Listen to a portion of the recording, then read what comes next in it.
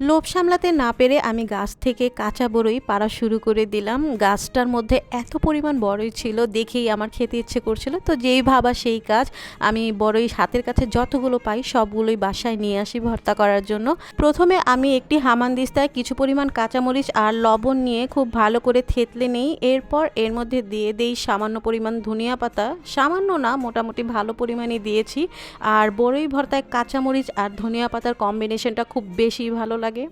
তো এই তো আমি এখানে সবগুলো একটু ভালো মতো মিক্স করে নিচ্ছি। তারপর এর মধ্যে দিয়ে দিচ্ছি আমি বড়ইগুলা। আর বড়ইগুলা দেখতে কাঁচা হলেও এই বড়ইটা একটুও কষ ছিল না, মোটামুটি টক মিষ্টি টাইপেরই ছিল। তো এগুলো সব নিয়ে আমি খুব ভালো করে থেতলে নিচ্ছি। আর বড়ই ভর্তা হামানদিস্তা বা পাটায় বেটেই খেতে মজা লাগে, এমনি কেটে বা কুচি করে মাখালে ওই ভর্তাটা খেতে বেশি ভালো লাগে না। তো অলমোস্ট এখানে আমার সবগুলো বড়ই হচ্ছে থেতলে নেওয়া হয়ে গেছে। এবার এর মধ্যে আমি দিয়ে দিচ্ছি স্বাদ মতো চিনি।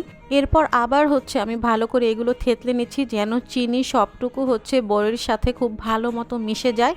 আর এবার হচ্ছে এর মধ্যে আমি দিয়ে দিচ্ছি কাসুন্দি। কাসুন্দির ফ্লেভারটাও অনেক ভাল লাগে, যে কোনো ভর্তার মধ্যে দিলেই হচ্ছে এর টেস্ট অনেকটাই বেড়ে যায়। আর আমি এখানে স্বাদ মতো বিট লবণও দিয়েছিলাম, যেটা আমি ভিডিও করতে ভুলে গিয়েছি। তো যাই হোক, ভর্তা বানানো শেষ। আর এটা দেখতে যতটা সুন্দর আর লোভনীয় হয়েছে, খেতেও ঠিক ততটাই মজা হয়েছিল।